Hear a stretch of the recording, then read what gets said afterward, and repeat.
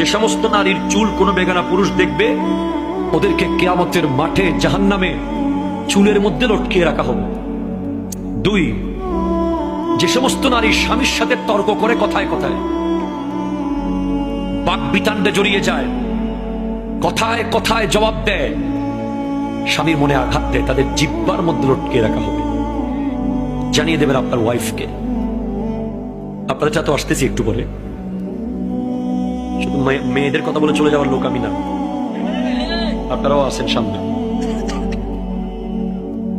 যে সমস্ত নারী পরকীয়া সম্পর্কে লিপ্ত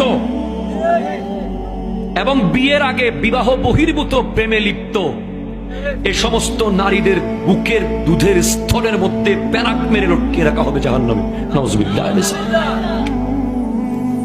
4, যে সমস্ত নারী উপকার করে খোঁটা দেয়, তাদের শাস্তি হলো তাদের মুখ দিয়ে বিভিন্ন অঙ্গ দিয়ে আগুন বের হবে। 5, যে সমস্ত নারী ভালোভাবে পবিত্র হয় না, নামাজ নিয়ে হেও করে, ঠাট্টা করে, ওদের মাথা হবে কুকুরের মতো, গা হয়ে যাবে গাধার মতো। নাউজুবিল্লাহ। অথবা যাদের হাত পা বেঁধে রাখা হয়েছে, সাপ বিচ্ছু ছেড়ে দেওয়া হয়েছে, এরাই শাস্তিটা পাবে।